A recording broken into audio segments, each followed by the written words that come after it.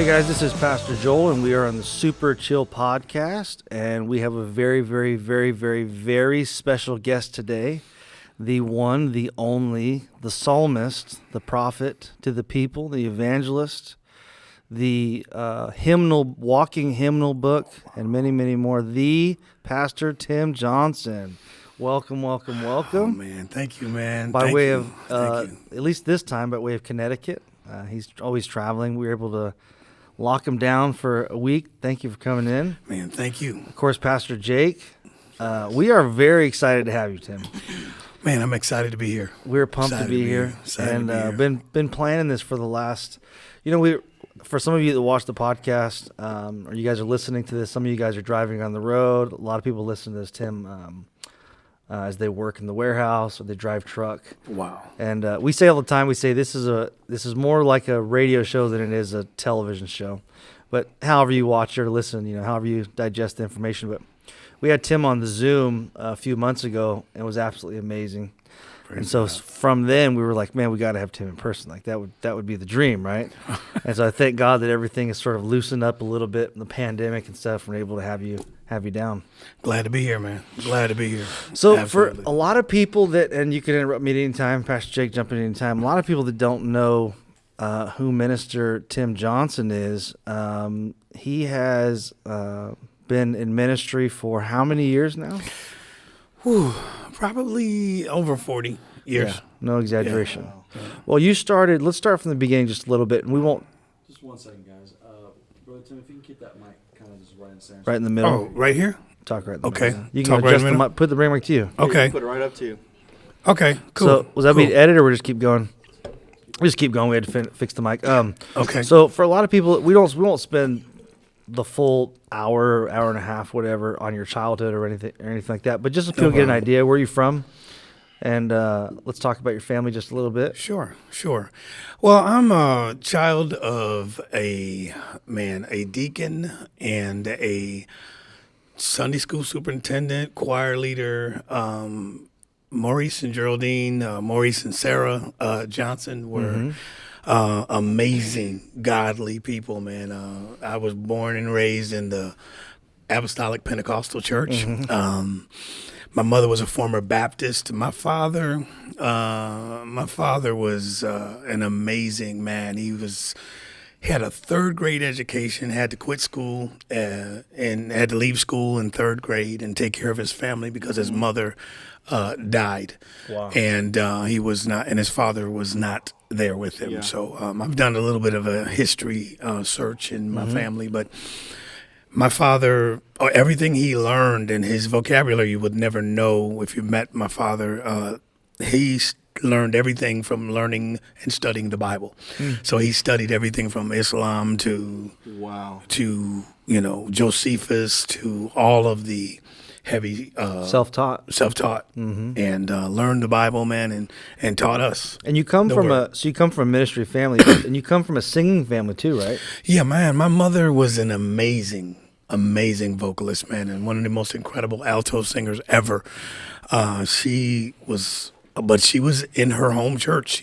She was a choir leader. She did her thing in the choir, and she took care of the home church. She made sure the Sunday school was right and made sure outreach was going on in the bad neighborhoods in the area that I was born in a city called New Britain, Connecticut, is where I was born. Okay. And we minister to everybody in the city, And your sisters are all singers. Yes. Well, I only have one living biological sister and she's a singer as well. But they were all my older older sisters. Yeah, all my sisters were singers. Come on. They were amazing singers, man. So it's kind of, you would say it's in your blood. Yeah. Just grew up doing it, man. And so I know a lot of these questions, but I want to ask some of these questions so some people don't know. Tell people when you started playing the piano. Wow. I started playing when I was 7 years old. Yeah. I started playing, my dad brought me a chord organ when I was 7 years old. Yeah. When we were kids, it's not like this everywhere anymore. It's like this in some places, but when we were kids, there were always people lined up to play the instrument. Right. There was like 10 drummers behind the drummer waiting to play. Oh, yeah. There was 3 organists behind the organist waiting to play. There was a desire and a hunger to learn. Yes. And I don't know if it's not quite like that anymore. Is it It's- changed, or do you think it's the same? I think it's different, you Yeah. know, because we're in this whole social media age. So everybody wants to show you what they can do on that YouTube video or Right. on that Instagram post. You know, Yeah, they yeah, want yeah. to show you their chops and, you know, but they've probably gone and done some edits and they probably run it through, you know, Pro Tools or running it through, you know, Logic. Nobody's really sitting down just major playing. But as we grew up, we were, I was a 7 or 8-year-old kid that I heard something and I could play what I heard. By ear. Yeah. So I was in a church that did hymns, and they did hymns all the way. You're doing all 4 verses of the hymn. You're going to know those hymns. You're going to know hymns that nobody else knows because we're going to learn them. Did you read it out of a book? I read hymns out of the book. Yeah. Once I learned how to read music, I mean, I actually listened to what I heard and did hymns that way. I could memorize them as a child. You know, I would just go home and sing them because my mother sung them, my father sung them. That's a gift. So I thank God for it. I was able to ditto Yeah. what I heard. I mean, that's one of the things you're known for now. I mean, you're known for being able to come into a service and immediately adapt to what's happening. I've heard you play 20 different styles, and it's so easy for you to do that. It's amazing. It's absolutely amazing. Man, thank you, bro. Thank you. You thank know, God. we were talking about God be the yesterday, glory. and of course we can go wherever we want in this conversation. But we were talking about yesterday how thick the presence of God was in the service, Oh, yeah. and Absolutely. we always end up, especially when you're with us, we always end up, and we do it all the time. Really, we always end up somehow ending up back in the hymns. And when the presence of God falls, we always end up leaning back into the hymns. Why do you think that is? Well, you know, I consider the hymns the bridge that brought us to where we are. So musically, theologically, and I'm very picky on what hymns I do. I try to find hymns that are going to lead us vertically into worship. You know, so when we build that bridge, we're going to build that bridge right back to the one that brought us. Yeah. You know, so theologically, certain hymns are going to create that bridge. You know, great is thy faithfulness, O God. Well, that's vertical, bro. That Yeah. ain't dealing Yeah, with yes. nobody else in the Yeah, sanctuary. yeah, That's, yeah. that's Yeah. you and him. You know, That's not. I am a friend of God. That's, right? That's No, very- yeah. it's I'm engaging with him. Yes, you know, yeah, so hymns, and then there's the chord structure of a hymn. It creates that intimacy. That chord structure of that hymn. When I sing peace, peace, wonderful peace, flowing down from the Father above, sweet boy, that melody makes you Yeah. engage Yeah. with him.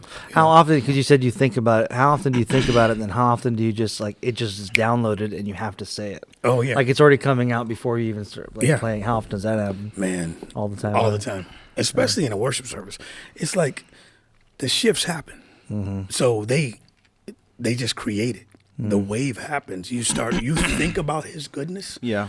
You think about who he is. You start talking to him, and you start thinking about, oh man, this is what I want to say to you right now because you're here. Yeah, you said something yesterday. We were talking about how the presence of God was really thick yesterday, and we started singing hymnals in service, and it just kind of got quiet, and we waited on the Lord. And I've been telling Bishop and First Lady this the last couple of weeks that I think one of the missing pieces right now in the church is our, not our like ours, but I mean the whole church. Yes. Is the inability or the lack of the desire to just wait on the Lord, just wait. Yes. And yesterday you began to play in the service, people just started worshiping, and we just waited. Yes. For someone who's never been in church, it might seem like a really long pause Right. or like dead air. But then after church, you said sometimes it's more about what you don't do Right. than what you do. Right. Can you explain that? Yeah. What doesn't happen in a worship service, there's an open-ended conversation in worship that happens.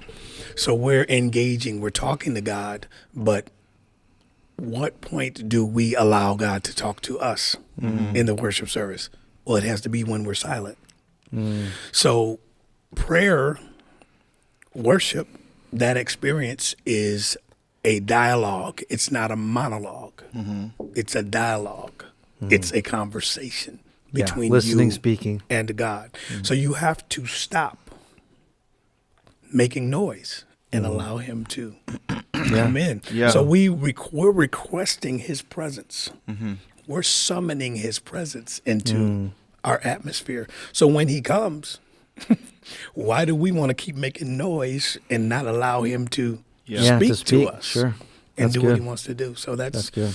that's something that scares some churches because they're Makes not in them control nervous. of it. They can't control it. You know, Yeah. I've been in church my whole life, and you start to recognize patterns, you know, with different places and different things. And there are very few people that I know that can sit down and within a few moments you can feel the tangible presence of God, the kind of presence that runs chills up and down your spine. You can feel it.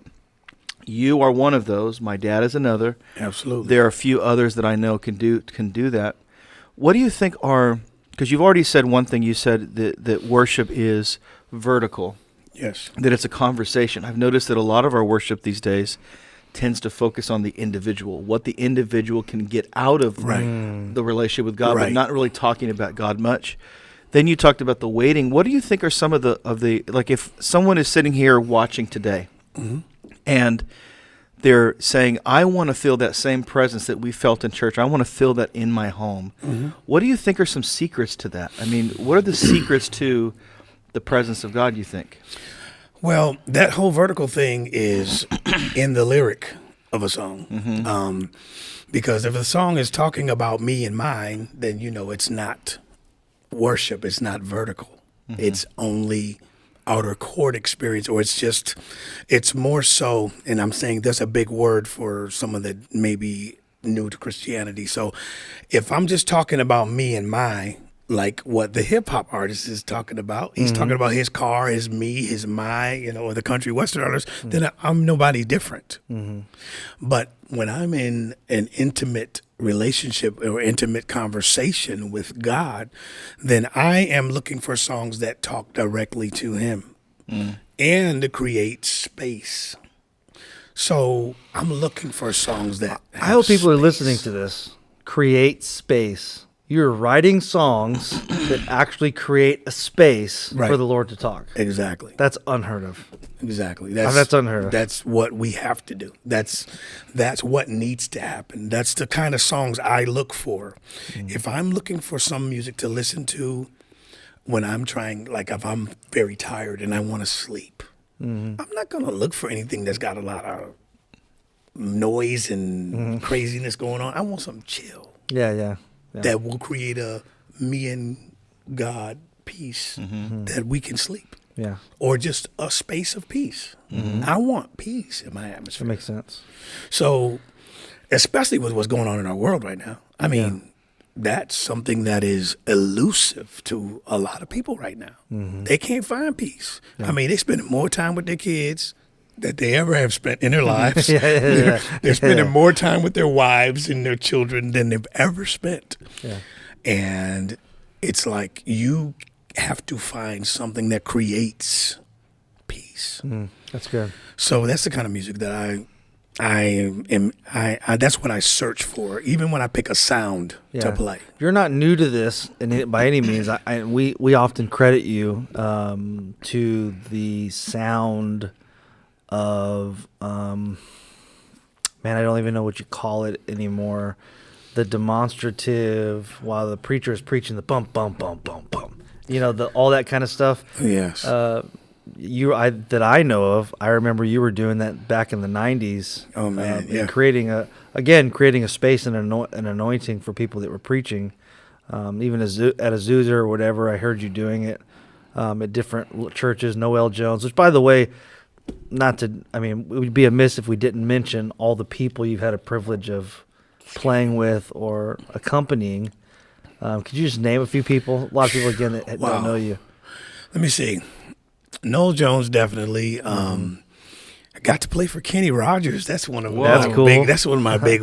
The late great Of course, gambler, Andre man. Crouch. Yeah. Andre Crouch, right here in this building, man. Yeah. I played for Andre Crouch. But you told me before that you played for him once in Hawaii as well.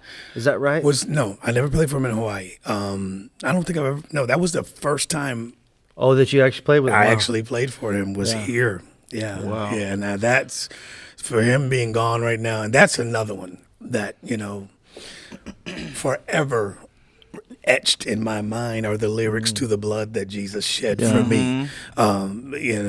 Forever in my mind is my tribute. Yeah. Those songs will always be part of Yeah.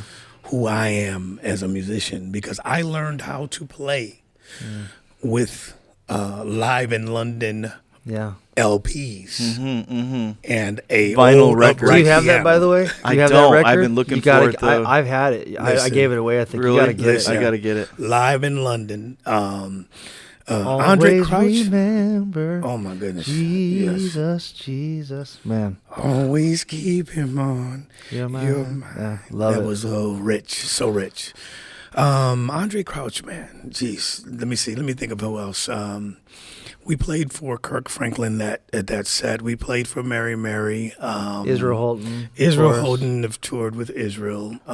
Ken Clement. Prophet Kim Clement, the late great Prophet Kim Clement. I traveled with him as well, all over the world and we traveled, went to Paris, went to Israel, did concerts in Israel. Wow. It was amazing. You've done some producing and stuff also for secular artists. Yes, done some work for some secular artists. Toured with the Gap Band for a season. Worked with Wayman Tisdale, the jazz artist that was an NBA player that we lost some years back. Amazing, gifted, coolest guy in the world, man. Yeah. He sat at Azusa in the audience and was when I was rocking Jubilee. He was up jamming with us, man. Yeah. Went to his studio and worked in the studio and worked with a lot of different artists with that. Man, I've traveled all over the world. Yeah, I played know with it's everybody. it's Sister Sledge. I mean, Oh, that's huge. just It's kind of a tough question, I know, because I'm asking you to think about the last 50-something years or whatever. oh my you know, God, I'm think trying to about go it. back. Oh well, he just said before we started. Oh, yeah. He opened for Rosetta Tharpe. That's Yes. huge. Do you know how huge that is? I'm gonna repeat that again. Tim opened for the Rosetta Tharpe. Huge. She made, for all the youngsters out there, she made gospel pop. She was the first one. Elvis accredits her with his style. Yes. The Rolling Stones accredit her. I mean, the list goes on and on. Yeah. Well, Rosetta was a gospel artist. Yeah. And she, as well as Rance Allen, took the gospel to the masses. We were just talking about Rance Allen in the Oh, last my God. podcast. Yeah. Let me tell you something. I told him you're the one that really introduced me to him. Oh my God, Rance, my I friend. belong to you. Let me tell you, and he was on Soul Train doing gospel back in the day. So That's if crazy. anybody don't know what Soul Train is, Soul Train Yeah, was yeah. the dance show that came on. It was before American Bandstand and any of that stuff. Yeah. Soul Train was the show, Yeah. So anyway, long story short, the opportunities that I had early on in my career was with my uncle's quartet group in Oh, Connecticut. yes. My uncle had a quartet group, 2 quartet groups. And their names? The Trumpets of Joy from New Britain and the Sensational Prophets from Hartford, Connecticut. Well, we traveled the That's entire awesome. eastern seaboard East Coast. in buses. So we would pass James Brown on the road Wow. in his bus. Wow. We opened up for the Dixie Hummingbirds. We opened up for the Mighty Clouds of Joy. We opened up for Shirley Caesar and the Caesar Singers. I opened up for James Cleveland when I was 5 years old. Wow. James Cleveland and the Cleveland Singers. And you were playing the organ at the time? I wasn't even playing the organ then. I was 5 years old. I was a vocalist. Oh, you were singing. No so I used way. to say, little Timothy Johnson. They used to bring him out and put him up on a little box.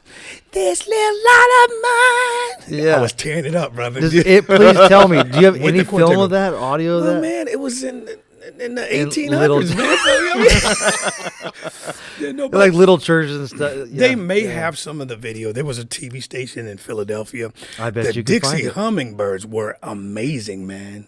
And I was just a little kid, man, and I got to open up, and it was great, man. It was awesome. Then my voice changed, but then I started playing organ, and so I was playing organ, and I got to play for.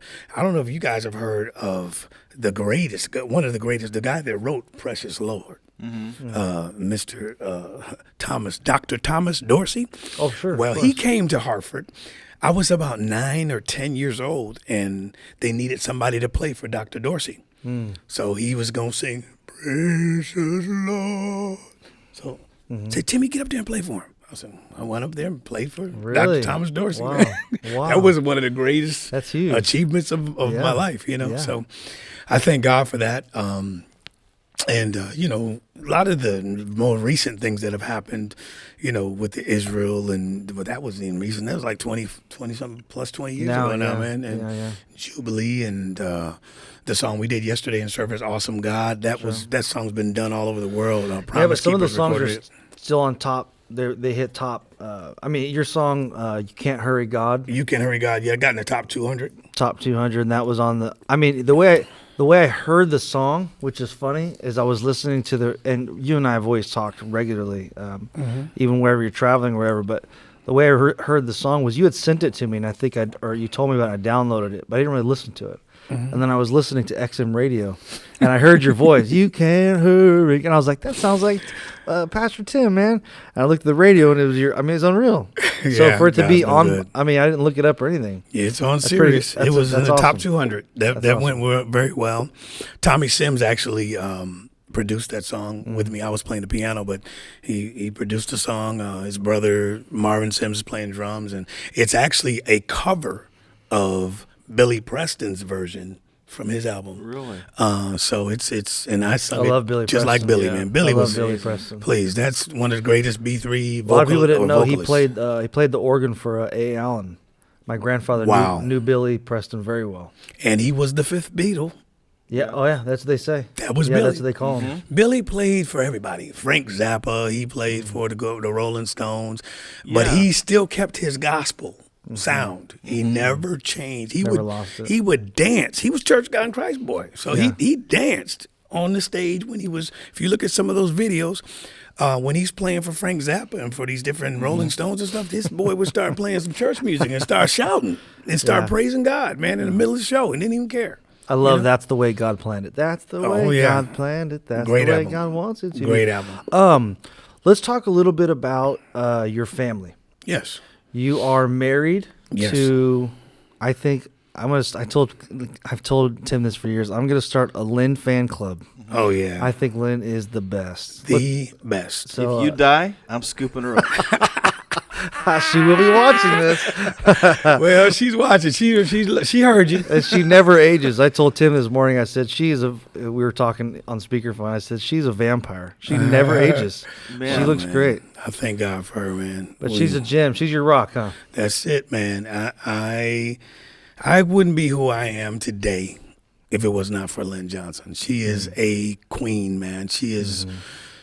She's a blessing. She's a prophetic woman of God. She's anointed. She's got a wonderful prayer life. She loves her children and her grandchildren. She looks like $1 million. She represents she's me awesome. very well, business wise, spiritually. She covers me. She looks out for me. She doesn't let me go certain places without, look, who are you going with? What are you doing? She's not.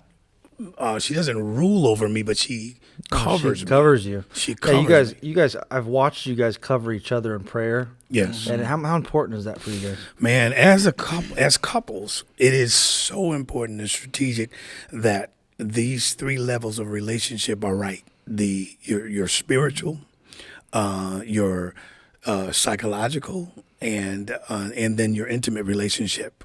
So you're covering each other spiritually. You're covering each other intellectually, making sure. What does that mean? When you say you cover somebody question. spiritually, Yeah, what does yes. that mean for a couple? What does that look like? Man. What does that sound like?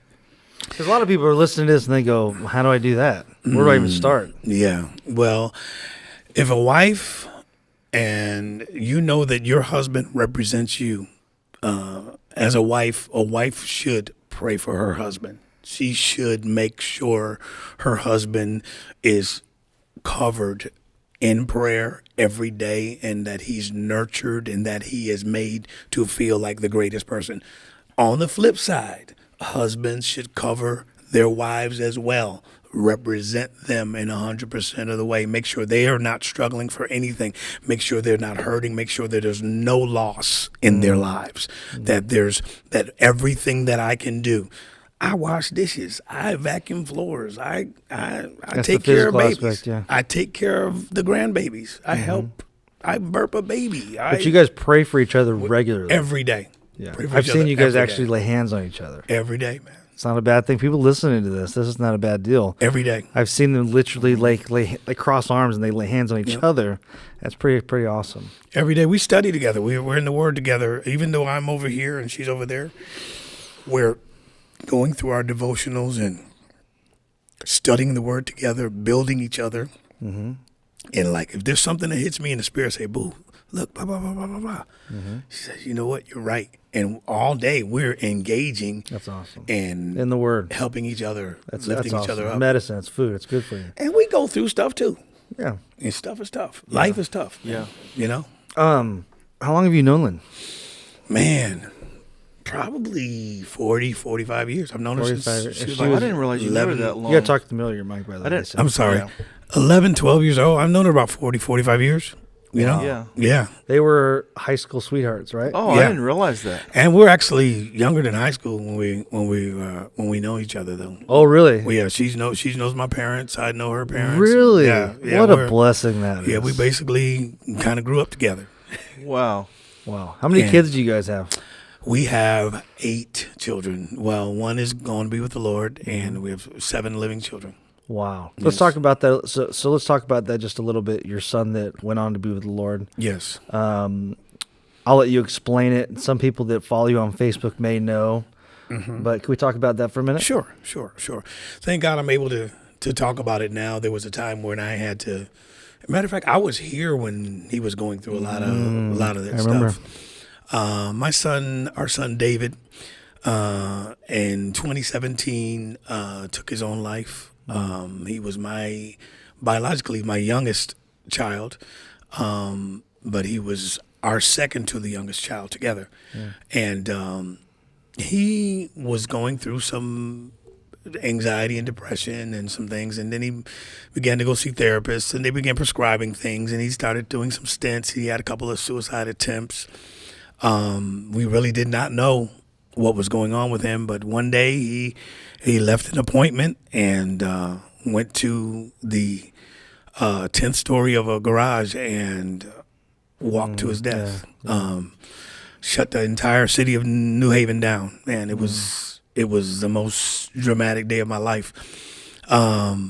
However, in the midst of all of this, God has given a song that the Lord has given me as a tribute to him that's available, that we'll talk about later, but it's You mentioned it. They'll put it up on the screen. a song called David's Story that I had only music to until about a year ago. And a friend of mine by the name of Hassan Smith, he said, "Man, listen, I heard that song you sent me, and listen to these lyrics and tell me what you think." And we began to listen, and then I found some other parts. I said, "Well, this is good, man." So I began to try to sing it, and I was like, "Man, this is not cutting it. I don't like this."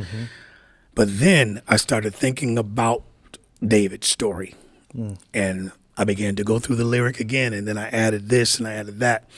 And there's the bridge of the song says, "We gave you words, but they were not enough that day." Man, you said you were okay. Those are his last words. It was words to me. "Oh, Dad, I'm okay." But like a little bird, he slipped away. So I think about that, and so I put the song together, and then Lynn and I began to talk, and we began to work out the details of this ministry that we're trying to work with parents that may be seeing the signs in their children. So, How did the Lord bring you through that? man, Because there's a lot of people watching tonight that not just a son, but a wife, a cousin, a best friend. They've had people that have felt hopeless and maybe have taken their own life. How do you recover? Because I know God's healed you. I know Yes. God has healed Lynn. Yes. So how's the Lord brought you through that? man, it is a miracle. It is absolutely a miracle that he's brought us through that and got us to a place of peace, because there was a time where I wanted to question God, why did this happen? And it's okay to ask God why. And there's times he may not answer you. Sure. But I'm thankful to know that in the midst of all of this, that he gave his peace. And that's why I keep going back to peace, the sound of peace. The first song I sung after he passed, I stayed off of Facebook and off of social media for a minute. And the first song I played was a hymn, It Is Well With My Soul. And that's when I knew. I said, okay, I'm okay. Yeah. God, I know he's with you. It hurts me that he's not here, that I can't touch him anymore. I can't hug him anymore. I have still voicemails from him on my phone, pictures of him, but I'm not going to be able to hug my baby anymore. But I know I'll see him again.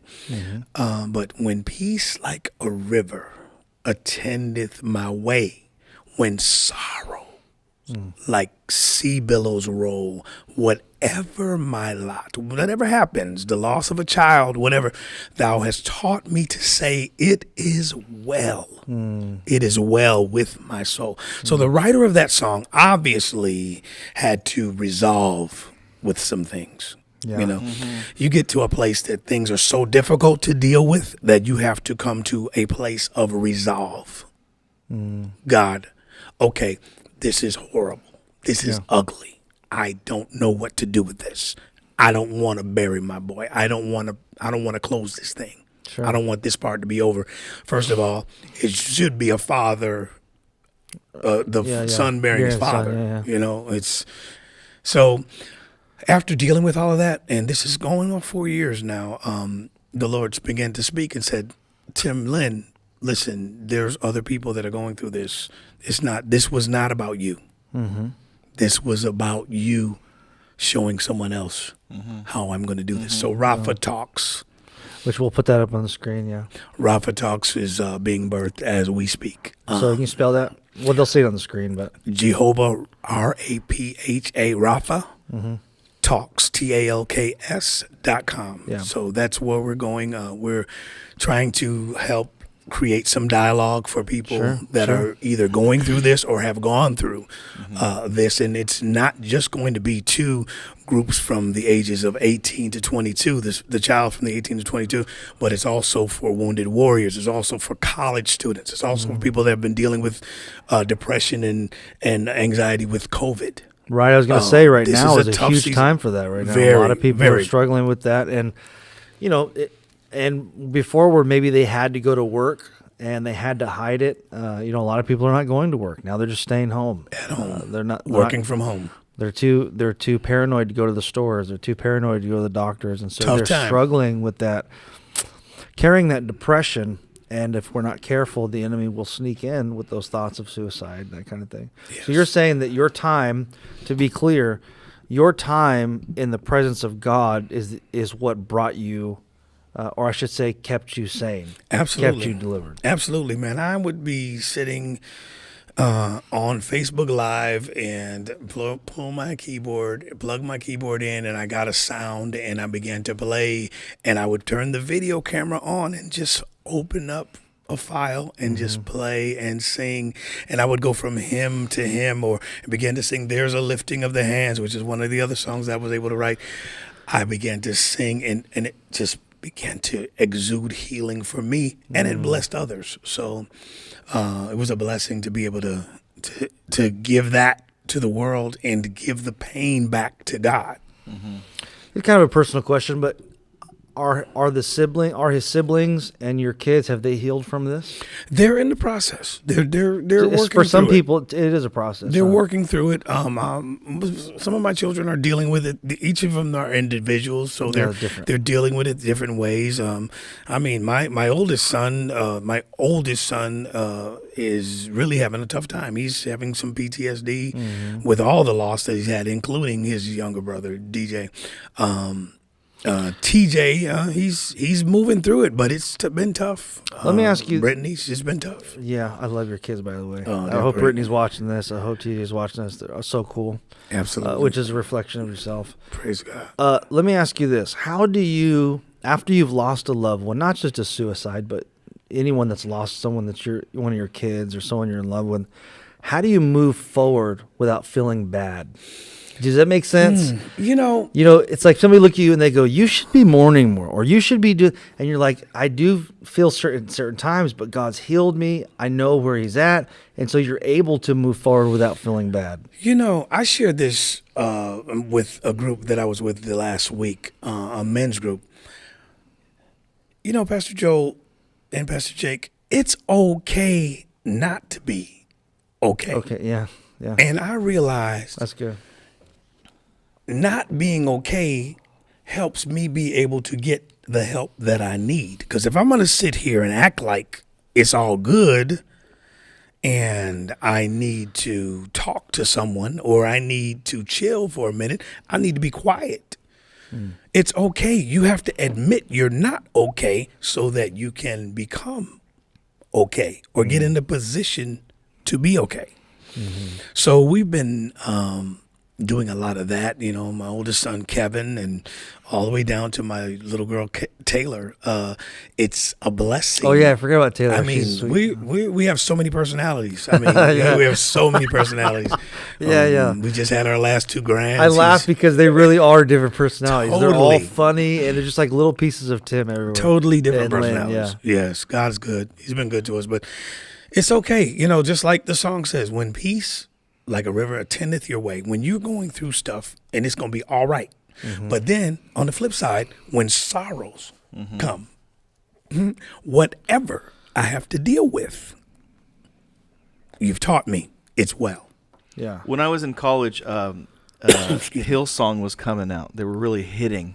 Right. And so Diane Check was coming to the school often. Darlene Check. Darlene Check, and she was doing classes and stuff. And so the subject came up in our theology class because at ORU, you would sing one modern song to start, really, really fat, upbeat.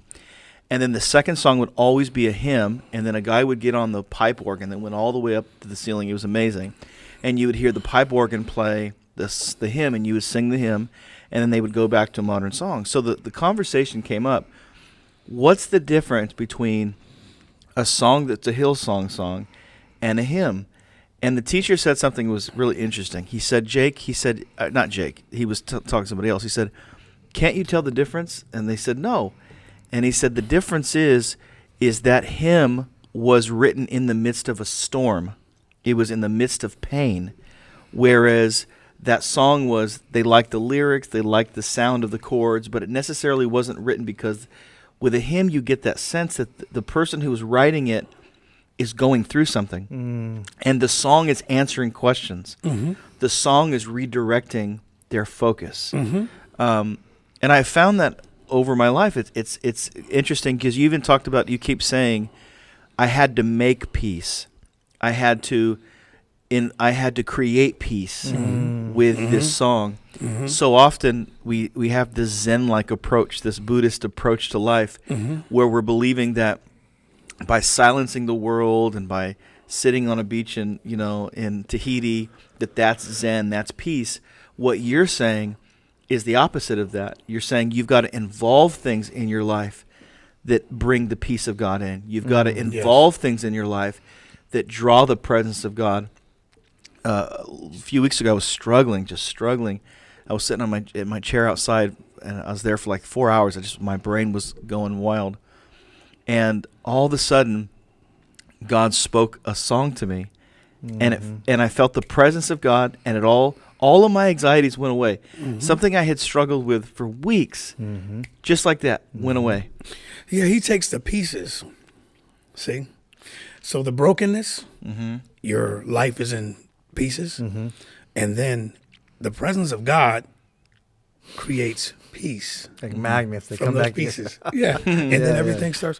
It's not all better. It's not like reversing the country western record. You get your girlfriend back, you get your car back. It don't work like that. Yeah. But it realigns the focus. You're not worried about the pieces. You're letting God bring you back to a place of peace. Yeah. So that's what he's doing. That's good, man. I want to ask you another question, kind of change the subject for a second. Turn the page. how have you and everyone, I think people that whenever we have people on here, everybody wants to know, because like we see each other on Facebook, right? We see each other on social media, Twitter, whatever. But everybody wants to know what you've been doing during the pandemic. Like what do you do? What are you really doing over there? So what have you been doing during the pandemic? Wow. You've been traveling recently a lot. I Yeah, know. recently I didn't. But we've been in this pandemic almost a year now. Man, let me tell you something. This has been a tough year. Yeah. Well, the first 8 months or so of the year, I was still leading worship every week at a church in Springfield, Mass. But I was also doing a lot of production. So during the pandemic, I've released 2 singles, worked on about 7 different projects with different people. Probably have about 8 or 10 singles that I'm on that I've produced in my studio. Man, the creativity, man, during this season is off the charts, man, because, we're not really focusing on anything else. We're developing sounds. We're creating, what's in us. I'm trying to create the atmosphere of peace with the tools that God gave me. So I'm thankful that I don't have to worry about a record label. I am the record label. Timstrel Music is the record label. I don't have to worry about a writer or a producer. I am the writer. I am the producer. I thank God. I just worried about the Spirit showing up and letting me do what I need to do. So I'm thankful. I'm so thankful, so grateful. Been able to work with your father and releasing his music. And Which a lot of that stuff, all that stuff's done. We're right now working on putting it on Apple and making it available to everybody now. Right. Let me ask you this: for a lot of people that are watching this, and how have you outlasted? Because you are a lot of people. Your name is pretty well known. Anywhere I go, I could name, in terms of musicians, I could name my father, your name, or Jerry Jordan, and someone's gonna know you or one of those other 2 people. And how do you outlast the storm? How have you lasted all of this time? Wow. And you're still relevant. You're still, I don't get anything from saying this. I mean, it's true. You're still relevant. The presence of God is still active in your life. You get up and the anointing is still on you. And you can't say that for everybody. How have you outlasted all these years? Wow. I can only attest it to the grace of God being on my life and knowing that I am nothing without His mercy, without His grace, without His anointing. When I was preparing to come here, I just had to fall on my face and say, God, please help me, make me available, use me, help bring you glory. Help me bring an atmosphere where you get the glory. And that's how I approach the stage every time. I'm not trying to entertain anyone. I want to entertain Him. I want to create an atmosphere and I want to create the dialogue. So the thing that always keeps me consistent is that I know it's not about me. It's about Him. It's about the glory of God being in the room. It's about me clearing the way and moving myself out of the way. And I tell some of the young artists, do your thing.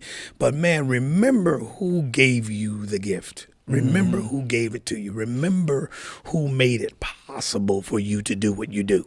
You can never get there without Him. I don't care who you are. I don't care if you're Kanye. I don't care who you are, regardless of what stage you're on. If you're Jay-Z, it doesn't matter. You need Jesus Christ. You need JC to be where you are. You need the Holy Spirit to be where you are. And without Him, without the Holy Spirit, without God, without the presence of God, nothing you do even matters. How do you do that? How do you do that? What's the process of that? If we're young artists, right? And say you have a gift, you're a rapper, or you play the keyboard, or you're a great drummer, and maybe you're not playing at your church, and you're trying to find your way. How do you constantly involve? How do you do that? Wow, that's a good question. I believe that the connection you have is through your dedication to communication with him. So you're going to daily pray. You're going to daily be in the Word. You're going to daily be listening to something that's going to be helping you and giving you strength. And sometimes that's not going to come from CNN. Sometimes that's not going to come on Instagram. Sometimes that's not going to come on Facebook. Sometimes that's going to come with you just putting on a hymn and listening to that hymn, or finding that song that turns that thing on. You need to find what causes you to be open, what causes your sound to happen. And I find it by engaging and listening to, like, I'll just find a story that I look at when Jesus turned the water into wine. I think about that story. I think about the story with the woman with the issue of blood. And I think about that and I say, wow, that right there makes me thank God that I have that man inside of me. I have Jesus, the one that touched, the woman touched him and got healed. So you're saying you actually have to live. You actually have to live it when you're not performing. Absolutely. It's Oh, it not has a to be show. outside. It's what you're doing when you're not being. It's not. It's what you're doing when no one can see you. That's affecting what happens when they can see you. Absolutely. Absolutely. It's actually an outflow. Worship is an outflow of life. So if I didn't have the relationship with God that I have, I don't think I could fake that. I can't. I'm too honest. I'm too transparent. You know, I'd be like, I ain't good right now. Yeah. You know, but no, what I'm doing there is what I do at home. Yeah. You know, when we weren't meeting in church at all, man, we had church at home. You're still doing it. Yeah. Please, we had church at home, and we did not care. And like 4 o'clock in the morning. That's good. And that's for people that you say, well, I don't play an instrument. It doesn't matter. He's talking to everybody. You can worship at home. You can worship with music or no music. You can Absolutely. You can read your word. Let me ask you this. What do you think about turn the page again while I got you here. What do you think about, and this is a good subject. What do you think about Christian artists singing secular music or singing with secular artists or secular published artists singing Christian music? Like Fantasia sings, the majority of her music is secular, but at the end of her concerts, she'll oftentimes sing gospel and then fall on the ground weeping, can't pick herself up. Or even like PJ Morton singing gospel music. What's your thoughts on it? Well, the two you mentioned are amazing. Absolutely. Fantasia, ain't no question. She's from the church, so no doubt. She got her launch into the national stardom through American Idol, but Fantasia Barrino is a church girl. And Was she known? Was she known before she got to American Idol, like in the church community? No. No, she I was don't- like I was a gonna hidden. say. No, Yeah. but once you encounter her, you'll never. Yeah. You won't even doubt that Yeah, she's she's anointed. amazing, yeah. She's anointed, Doc. She's anointed. There's no question. And her family's anointed. I mean, y'all know Casey and JoJo. That's her family. Oh, I didn't know that. And then they're from the Great. And back in the day, there was a show that was called Right On. Back in the 70s, there was a gospel show that used to come on, and a guy named Don DeGreat. Well, that's Fantasia's family. So, Didn't know that. So that's they go back, and they were before there was a Bobby Jones show. Don DeGreat was like a Kirk Franklin and a Bobby Jones crossed. Gotcha. You know, Okay, he had a okay. bad choir, man. Yeah. So if you ever get a chance, you can just Google that stuff and go look at that stuff on YouTube. But let's go back. PJ Morton. See, PJ Morton is the Billy Preston of our day. He's the fifth Beatle because he was the guy that Maroon 5 pulled out. Well, his father, Bishop Paul Morton, it was over the Full Gospel Baptist Church.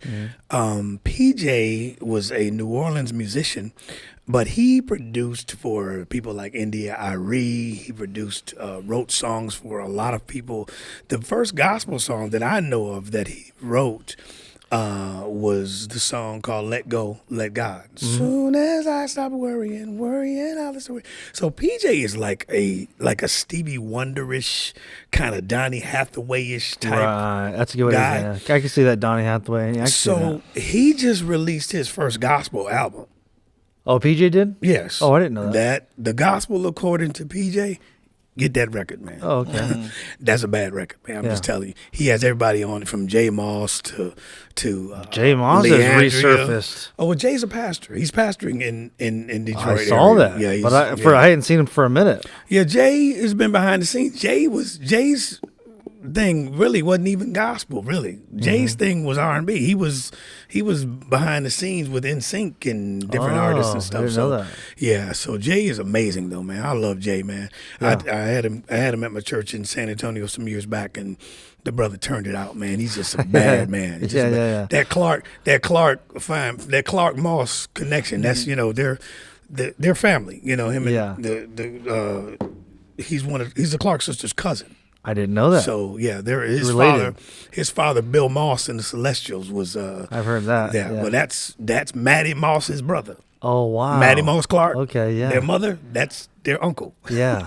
So Jay, man, Jay's amazing. But Jay's on that record. I guess what I'm saying is I guess what I'm saying is that for people that are watching and they go, how can you sing? How can you be a secular artist and be a gospel artist? It's probably difficult to really separate the two. First of all, music came from God. So I don't feel that some of the lines that we have drawn in music are necessarily what God drew. Because gospel, if it's gospel music, it's got to be talking about the death, burial, and resurrection of Jesus Christ. It has nothing to do with the sound or the style. Gospel music is not a stylistic Yeah, it should be the good description. news. Just the good news. It's just the good news. Yeah. So let's be honest. I'm climbing up on the rough side of the mountain. That ain't no gospel song. But it's a gospel song because it's on the gospel radio station. Got you. You talking about the blues. That's the blues. You are hurting people's feelings today. Yeah. Rough Side of the Mountain is a blues song, okay? Yeah. So let's take it back. So really, we've got Christian-themed music. Christian themed music. Right, we got Christian-themed music. You've got gospel music. And then you've got secular music, which we call secular Posing as music. gospel. But what is secular? Gospel, I mean. What is secular? Oh, that's why I have you on the show. Tell us. See, that's what I want to say. The old man said, "What is circular?" Yeah. Circular is this? No, but secular music is what is not being talking about. You're talking about a message that is outside of the church. Well, that's kind of strange because some of the songs that are on the quote unquote inspirational, they're talking about their engagement with themselves and the blessings and the money and the car.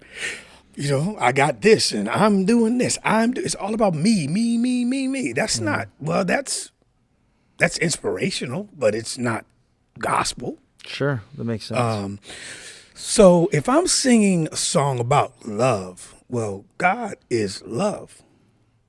So how can a love song not be something that a Christian would be good with? Now, I'm not talking about this mess, this cussing love and all this other. Well, to answer your question, when you that said stuff, you said how can a love song, I was thinking about the song "Ghetto Love" by Tyrese. Right. Yeah, but I get what you're saying. That ain't really a love song. That's a hood love. Yeah. That's hood love, Yeah. But no, but in all reality, I think that musicians, there are a lot of secular, I'm going to say that very lightly, musicians that are saved, that are anointed, saved people. Abraham Laboriel, man, been saved for years, heard about it man. for years, yeah. Kirk Whalum, man, a Christian for years, man. I mean, got a lot of people saved in the industry, man. they're just amazing, Your guitar player gifted friend people. plays for Conic. Yeah, Jonathan DuBose. Jonathan DuBose, yeah. Please, that's a man of God. Is so anointed, man. Has played for everybody. And he's played pastoring now? Pastoring in Bridgeport. He's played for Sheila E. He's played for everybody, man. I mean, and he's saved, man. Anointed. Yeah. You know, just a great, great gift, man. I love him. Wow. Love him to pieces, man. And he and I work together. We've got a couple of singles out. One single called "The Getaway Anthem." It's that's also available on all your outlets. But that song was dealing with a battered relationship. So, Wow. I mean, there's so much that was in Song of Solomon. I mean, that's in the Bible.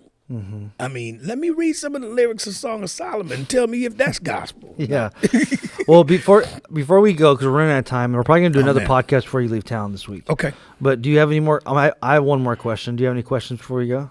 No, no. Or comments? We'll hit it. We'll hit it another time. Okay. I have a question for you before we go. Sure. A question about music. Because you have been, like you said, you were traveling with your dad doing the quartet. You opened for Rosetta Tharpe.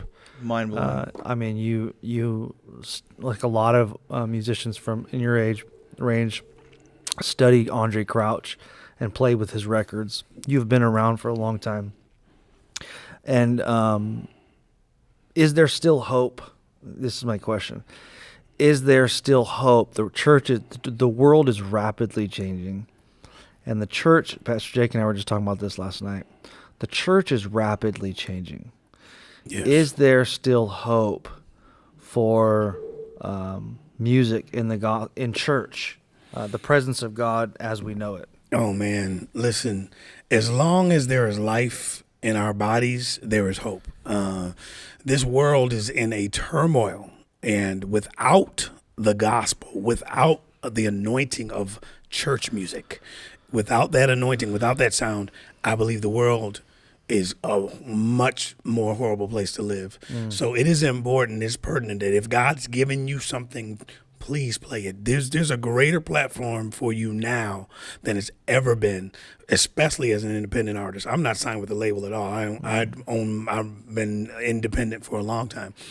And I've always just made sure that I put myself in front of a microphone or in front of a camera or in front of a keyboard and just play what God puts in my heart and capture it and record it. I've learned over the years that if I capture it, that I'm able to go back to it and bring it back to remembrance. Because a lot of people look at the church right now and they say, "I don't recognize the church anymore." This is Yes. not. We were raised with the every Sunday, Right. and choirs, and and then it sort of graduated the Darlene Check thing, and then sort Right. of graduated. We were kids. The larger the choir in the church, the more impressive it was, or whatever. Right. And everything is rapidly changing. And then the Hillsong thing kind of came through, and then now it's kind of the. I don't know what's in style now. I don't know, but Elevation. Tasha Cobbs, Bethel. right? There's a lot of great Right. stuff out there, Doe Jones. But so I guess what I'm saying is a lot of people are looking at their church and they don't recognize it anymore, and some, which is not necessarily a bad thing either. But I guess what I'm saying is some people say, there's still hope. Is the presence of God going to be eventually removed? Is it still there? Is it just is the delivery just changing? He's omnipotent. He's got all power. Okay, omniscient means he knows it all. Omnipresent means he's everywhere at the same time. So he's eternal. So what we experienced back in the day, although the method of getting that message out has changed, the message is still the same. Jesus, the same yesterday, today, and forevermore. He never changes. He never changes. He's still God. But then it also says, man shall not live by bread alone, but by every word that proceedeth out of the mouth of God. So you have to continually listen. So even in this pandemic, even in the season we're in right now, you have got to listen and to be aware and to be yearning for his presence, longing for his presence. Just like David said, as the deer panteth for the water, so my soul longs after thee. Man needs his presence. So we need to gather. If we can't gather physically, we're starting to gather physically, but the numbers are down. Well, it's not about the numbers. He said we're 2 or 3. That's the only numbers he needs. 2 or 3 gather, and you need to be in his name. Yeah. So that method never changes. I mean, that message never changes. So you're but saying the there's always method- hope. As long as we're gathering in the name of Jesus, there's hope. Exactly. Delivery's going to be the same. Music might change. Music might change, Yeah. but we gotta. I found out the churches that are really working and that are doing the best, they're not giving up on the hymns. They're merging the generational sound. Yeah. They're bringing the hymns into the atmosphere of the elevation of the Tasha Cobb and all of that stuff. They're bringing hymns in. Tasha Cobb, she'll go back to a hymn every now and then because, listen, they're never going nowhere. They were built on theology. You can try your best to kill them. Yeah. Amazing Grace is going to always be here. Yeah. Well, it was different back then when they were writing those songs because they would literally tell you if they approve of that song or not. I mean, your denomination would say if it was accurate or not. Exactly. Wow. And that's not in place anymore. Denomination is basically falling away. Yeah. I mean, let's be honest. It's pretty much done. Yeah. And it really was not God's will anyway. It was God's will for us to all be together. Yeah. One race of people, one people serving him. If Sure. you're giving him glory. I mean, that's what he decreed. I'm with you. Jesus all at the nations. center. All nations with him at the center. I'm with you. Listen, guys, this has been an absolutely phenomenal podcast. I'm going to leave it on a high note because this has been great. We could keep talking for another hour or two. This is good. But let's come back before you leave town. We'll try to do another one. Sounds good. Listen, there is hope after the loss of a family member. I hope you heard that today. The miracle-working power of God and his peace can deliver you, can touch you, can bring you out of that situation. We talked about music. We talked about the presence of God. I think the theme today, Pastor Tim and Pastor Jake, is the presence of God. Absolutely. It's healing. Absolutely. It's delivering. It's our keeping. It's what keeps us in peace, perfect peace. Keeps our sanity. Yes. And I'm thankful for it. Man, thank you guys for watching today. We love you so much. Stay tuned for more Super Chill podcast. We will catch you later.